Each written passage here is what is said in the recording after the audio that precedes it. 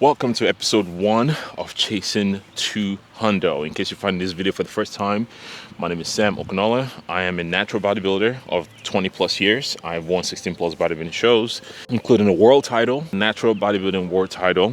I've been running for the last 4 years. I've done multiple half marathons, full marathons, and I ran my first 100-mile race last year. And I'm running to run 2 back-to-back 100-mile races this year, hence why we call it Chasing 2 Hundos, 2 100-mile races. Is going to be a new series leading up to my first 100-mile race. By the time this recording this video, and by the time this video drops, I'm actually going to be at 6 weeks out from running big 100. So I want to start creating a series for you guys, selfishly for me, so I can look back, because I am somebody, once I finish something, I don't like to look back. I like to look forward. But I think it would be nice to always look back to these challenges and remember some of the lessons that I'm going to be learning along the way. And I also want to share this, I'm going to document this process with you guys to hopefully challenge you to chase after things that are goals that seem unachievable, because 2 back-to-back 100-mile races for somebody my size, it's not something that's easy to do at all. I don't want you to look at me running and thinking, wow, he's just doing it because that filling the gap. No, I fully understand this is going to be one of the hardest things I've ever done. And I want to document that and bring you guys along throughout this journey. Saying goals, in order for you to understand where you're going, it's important to understand where you're coming from. My running journey, especially in the trail space, started about 4 years ago. And a gentleman by the name Dan Hulrin, if you follow me for a while, I've talked about Dan multiple times because he's a very important and instrumental part in my journey so far. Dan asked me if I want to pace him for his 100-mile race. And at the time, I have never ran in more than a half marathon. And he wanted me to run 30 plus miles in the mountains of Montana while pacing him for his 100-mile race. But here's the thing, what Dan did not know is that time my curiosity was on a high level. So out in Whitefish, Montana today, just getting a little morning run in before a full day of events. Me and my guy Sam just got here and Keep it safe. got the bear spray, got the snacks, got some Montana Company apparel and gear. We're ready to go, man. Let's have a good In life, most people that you're seeing crushing a lot of goals right now, it started with curiosity. And that curiosity led to action, and that action led them to the place where they are right now, that you're looking at those people, the David Goggins, the Nick Bears, the Cameron Haynes, the Courtney DeWalter, and looking at them like, wow, how incredible are these people that are chasing after this incredible, almost impossible situation. The same thing goes for me, because when Dan asked me to run or to pace him for his 100-mile race, I was curious at the time. I was curious about, why are these people doing these incredible things? What is the difference between them and me? And the answer that I came up with, or I start to come up with, there is no difference between these people and myself. These people decide they want to do something, they want to achieve something, they work at it, and they got better over time.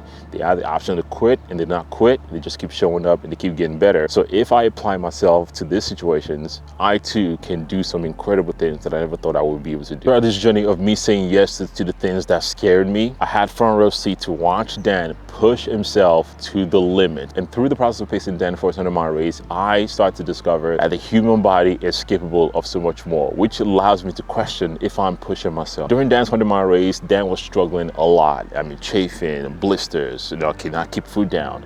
I was starting to question if he is able to actually finish this race. Oftentimes we grab a cell phone and we look and we see all this amazing feats and challenges that people are doing, and it seems incredible. But it's a different ball game when you actually have a front row seat to actually watch how somebody was not able, almost barely making through 70 miles, and you get to watch this person push and dig and find something else within themselves to push past their limitation and cross the finish line for a 100-mile race. Let's go. Come on, baby. Come on. Look at the face. You hear that shit? Baby, right there. You coming. Push. They hear you coming. Push. Let's go. Push. I need you to drive, baby. Everything you got, honey. There you go. Yes. Drive. Come on. Drive. Come on. Right there, baby. Let's go, Danielle. Come on. Move. Don't quit. Dad, move. Dad, move. Move your legs. Go. Go. Come on. Do it. Let's go, Danielle. Right there. Right there. Come on, you're right there. Right there. Baby, let's go. Push. Push. Push. Let's go.